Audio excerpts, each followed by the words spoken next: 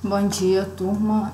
Então, vamos falar sobre escoamento externo, né? O capítulo 7 do Incrópero aí. Escoamento externo é tudo aquilo que... aquele fluido que escorre em determinada superfície em que não seja envolta por outra superfície, como um tubo, por exemplo. Então, se você tiver um fluido escoando do lado de fora da superfície do tubo, isso é considerado um escoamento externo. Vamos considerar, então, esse exemplo aqui, onde você tem uma placa aquecida e aí você está entrando com um ar aqui a uma velocidade de corrente livre, uma temperatura de corrente livre menor do que a temperatura de superfície dessa placa. Então, com o passar do tempo, né, e da posição, esse fluido vai sendo aquecido por transferência de calor por convecção, que se dá por condução em regime permanente, por condução na própria superfície da placa e depois passa para o ar, por convecção. Bem, tem duas formas de a gente determinar como que é o perfil de temperatura para esse caso na convecção, né? Em geral, as correlações que a gente vai encontrar são dadas de forma empírica. Bem, de forma empírica, analisou-se que quando a gente aumenta a velocidade do ar escoando nessa placa, você aumenta o valor de Reynolds. E aí, aumentando o valor de Reynolds, foi observado que o coeficiente convectivo, H, ele aumentava também, então logo no seu também aumentava. E aí isso foi realizado para vários valores de Prandtl, né? Lembrando que Prandtl, viscosidade cinemática sobre a difusividade térmica, e aí foi sendo encontrado que o valor de Nusselt aumentava em relação ao valor de Reynolds e aumentava também o valor em relação ao valor de Prandtl, já que você tem uma razão entre difusividade térmica e difusividade de momento. Então, se você está aumentando o valor de Prandtl, você proporcionalmente aumenta o valor de Nusselt também. E aí a reta correspondente a esses valores experimentais eram com esse caráter aqui, com esse tipo de comportamento, onde C, M e N são valores constantes, né, independentes do fluido, dessa reta aqui, e uma proporção aí entre Reynolds e Prandtl. Bem, você consegue também resolver de forma analítica as equações diferenciais de camada limite, né, de velocidade e de transferência de energia, aqui nesse caso, e encontrar o mesmo tipo de comportamento. Então, vamos tentar resolver para esse caso da placa aquecida de forma analítica também, para vocês verem que o comportamento é igual e aí você já tira para determinadas condições de contorno o valor de C, M e N. E é assim que vai acontecer para as próximas geometrias também, para as próximas condições de contorno que a gente for analisar. Então, vamos analisar um seguinte caso, aquele caso em que eu mostro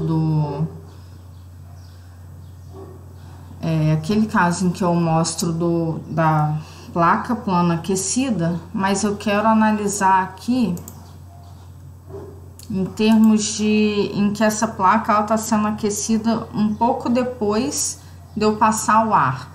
Então, a camada limite hidrodinâmica, ela começa aqui nessa posição, que eu vou chamar de posição 0, mas após atingir uma posição x0 aqui, que começa a ter a camada limite de convecção. Então, eu tenho uma espessura aqui de camada limite térmica, diferente da minha espessura de camada limite hidrodinâmica, que está escrito aqui também. Então, camada limite térmica aqui, e aqui uma camada limite hidrodinâmica. Bem, então esse fluxo de calor ele está sendo passado por condução e ele é transferido então para o plano AA aqui por convecção também. Você tem uma entrada aqui de convecção, tem uma saída de convecção e tem as forças viscosas, né, sendo dissipadas. Então agora a gente vai fazer esse balanço de energia por convecção do nosso volume de controle, mas em termos de integral, onde estou variando aqui na posição Y de um 0 a H, ok? Onde esse H, então, ele é variável aqui de acordo com as espessuras da camada limite térmica. E da esquerda para a direita, X. Bem, então, analisando tudo que entra no meu volume de controle, né?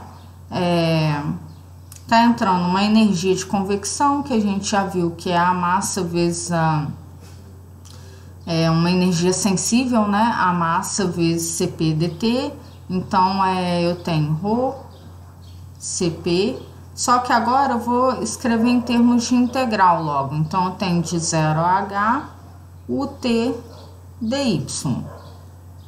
Saindo lá no plano 2, eu tenho essa quantidade de energia sensível que sai, mais uma diferencial, que aqui no caso seria positiva mesmo, né?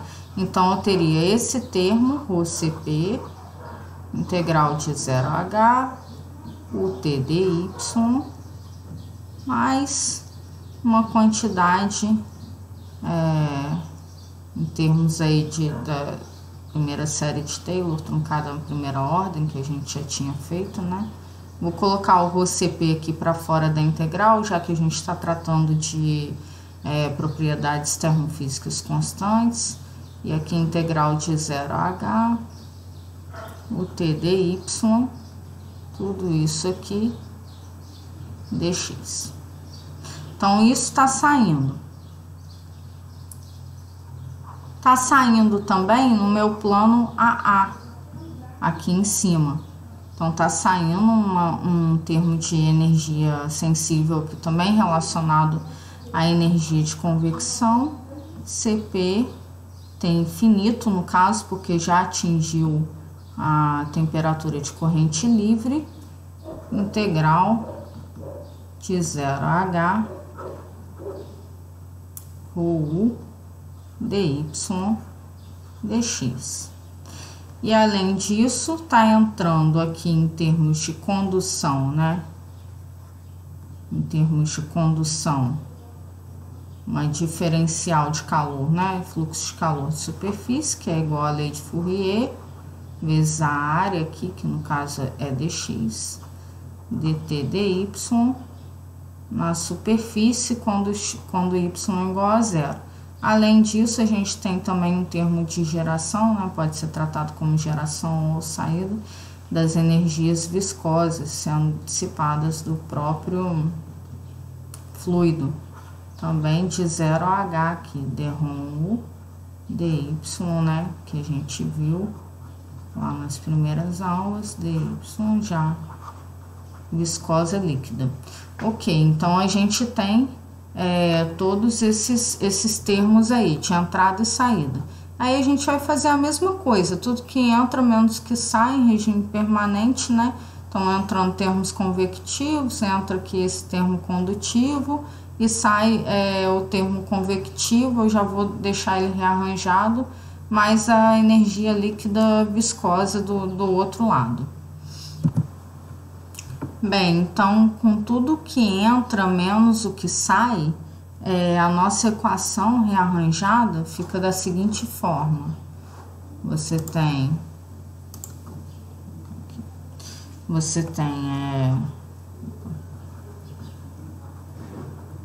ddx, aí já rearranjando, no caso, o t infinito do outro lado, passando para o lado esquerdo, já diminuindo da temperatura aqui. Então, eu vou ficar com a temperatura infinito menos T, dy, rearranjado, tratando todas as propriedades térmicas como constantes, viscosidade sobre ρCp,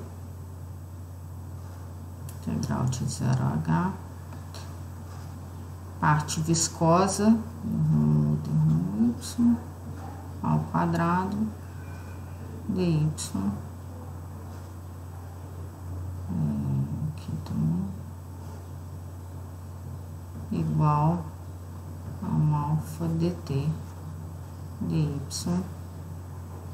quando y igual a 0. Ok. Bem, o que a gente tem que saber? Da mecânica dos fluidos, para essas condições aqui tratadas, no caso em regime laminar, a solução para velocidade, né, para a camada limite hidrodinâmica, ela é mais próxima de uma equação do tipo polinomial, do tipo polinomial cúbica. Isso foi visto lá em mecânica dos fluidos, onde você pega todas as condições de contorno, as 4 condições de contorno para poder solucionar a sua camada limite de velocidade e encontra para regime, né, laminar, da onde a gente até encontra aquela relação entre a espessura da camada limite e o valor de y igual a 5 sobre raiz de Reynolds, a velocidade fica y sobre delta, onde esse delta é a espessura da camada limite hidrodinâmica, menos meio y sobre delta ao cubo. Bem, e aí por analogia, a temperatura adimensional, ela também é correspondida, no caso, por um caráter parecido, polinomial cúbico também. Então, você tem, já tratando em termos adimensionais, o T asterisco, T infinito menos temperatura da superfície, e aí solucionando também para as mesmas condições de contorno que a gente trata aqui na situação, na situação, né, da velocidade, em que aqui é considerada a velocidade em y igual a zero, em y igual a zero é zero, essa é uma condição de contorno. Segunda condição de contorno, u é igual ao infinito quando y é igual a delta. Terceira condição de contorno, a derivada de u em relação a y quando y é igual a delta, né? No caso é uma constante, então a derivada vai ser zero. E a quarta condição de contorno, que você pode também afirmar que a segunda derivada de velocidade em relação a y ao quadrado, quando y é igual a zero, é zero. Bem, aplicando essas 4 condições de contorno aqui nessa equação e substituindo, você encontra essa aqui. Então, para as condições de contorno de temperatura em que foram consideradas lá na dedução da camada limite térmica de energia, também você vai encontrar um ajuste mais próximo da solução, né, para esse tipo de equação, também cúbico. E aí a equação vai ficar bem análoga, 3 meios de y, a espessura da camada limite térmica, menos meio y sobre a espessura da camada limite térmica ao cubo. Bem, então você vai pegar essa temperatura aqui em função da temperatura adimensional, né? Que é só isolar, que no caso o Tzinho, T infinito menos TS passa para cá, mais TS para lá, e substituir nessa equação aqui. E aí a gente vai encontrar uma equação parecida com essa a seguir. Então, vocês vão fazer para cada terminho da sua equação de energia, né? Aqui, por exemplo, o primeiro termo da equação de energia integralizada aqui de 0H. Vocês vão adimensionar, então, adimensionando isso aqui, né? Isolando o T infinito e tal, você vai ficar com θ infinito menos o θ aqui.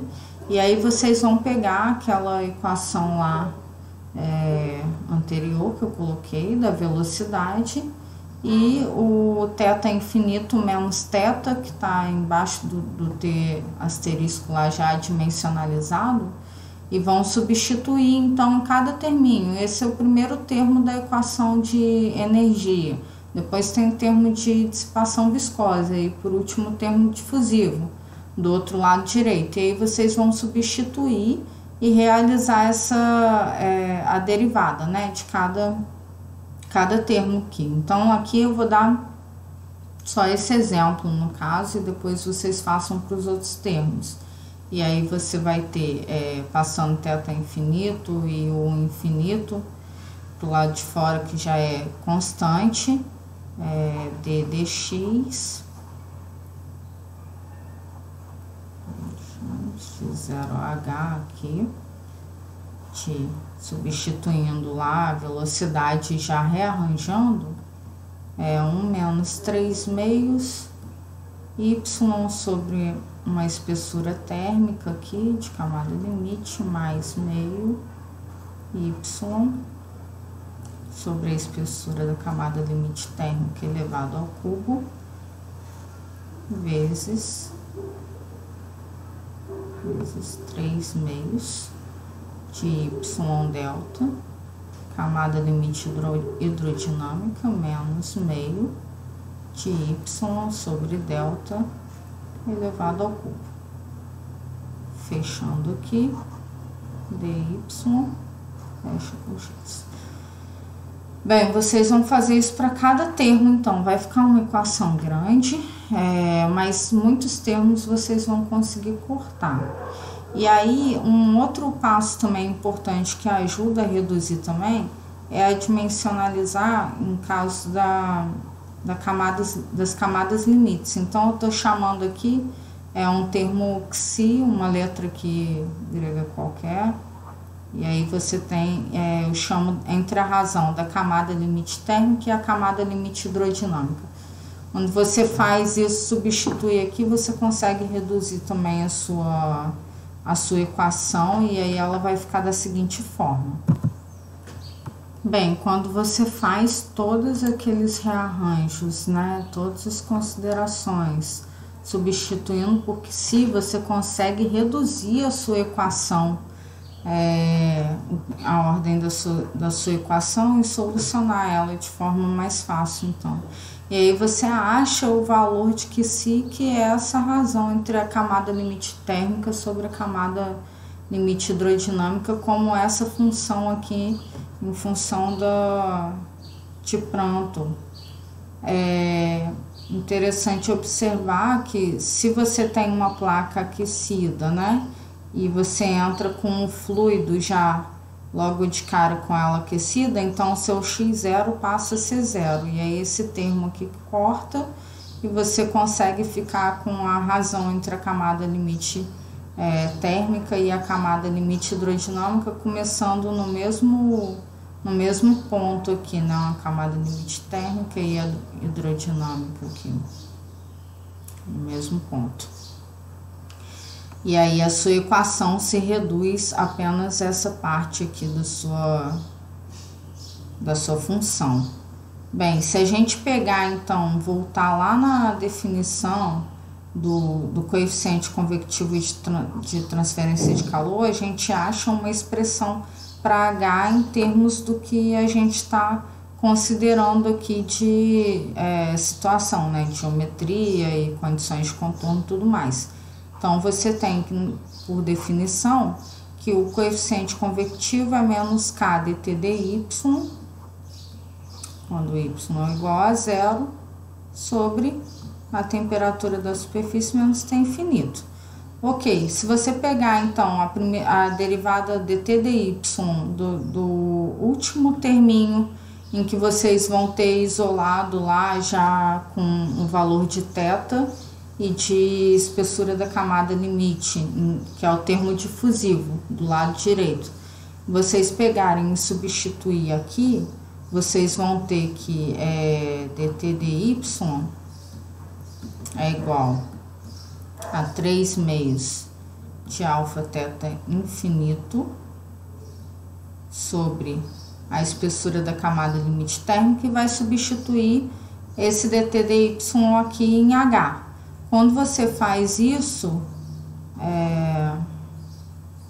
e substitui a espessura da camada limite térmica lá pelo primeiro valor que a gente encontrou em relação a Prandtl para essa situação, E também substitui, sabendo dessas condições, que a camada limite hidrodinâmica, que no caso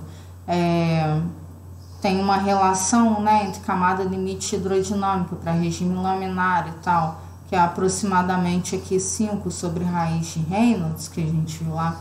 Você pega e substitui tudo aqui nessa equação, você acha uma função para um coeficiente convectivo local em termos de Prandtl e Reynolds, que é igual a 0,332 vezes K, e aí você pode rearranjar também. Aqui eu estou escrevendo em termos de sem considerar o valor de Reynolds aqui, sem substituir, mas dá para você colocar também em termos de Reynolds, x elevado a meio. Viscosidade aqui, cinemática, tá? Condutividade térmica, valor de Prandtl em relação a x. E aí você tem essa expressão, então, para coeficiente convectivo de transferência de calor. Lembrando que coeficiente, né, núcleo é igual, núcleo local é igual a um H de x vezes L sobre K. E aí, se eu substituir essa expressão de H aqui, eu encontro uma expressão de núcleo igual a 0,332 vezes Prandtl elevado a 1/3 Reynolds, já substituindo aqui, né, o valor de Reynolds aqui, elevado a meio, vezes 1 menos x. Aqui eu esqueci de escrever esse termo aqui, tá? Mas vocês considerem também multiplicando esse termo aqui, que aqui eu já estou considerando dentro do valor do núcleo local. Então, 1 menos x0 sobre x elevado a 3/4 elevado a menos 1/3. Então, essa é a expressão de núcleo para esse caso. Novamente, observe que se sua placa já começa aquecida, né, juntamente com a camada limite hidrodinâmica aqui, então você tem que o seu x0 é nulo e a sua expressão para núcleo se reduz a 0,332 Prandtl elevado a 1/3 Reynolds elevado a meio, que é bem a cara do comportamento de núcleo para essa situação, quando considerado lá nos pontos experimentais, né, da forma empírica. Você tem um C, uma constante aqui, que para esse caso é 0,332, Prandtl elevado a m e Reynolds elevado a n.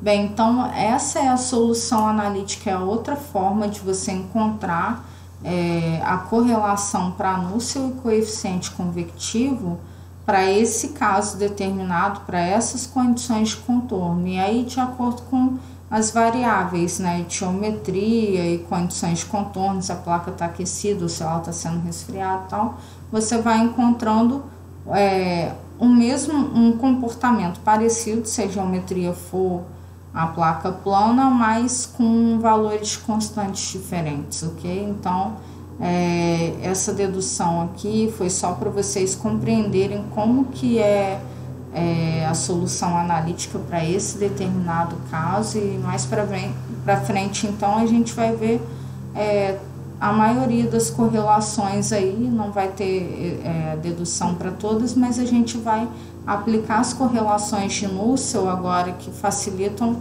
os cálculos de transferência de calor, ao invés de utilizar essas equações diferenciadas, ok?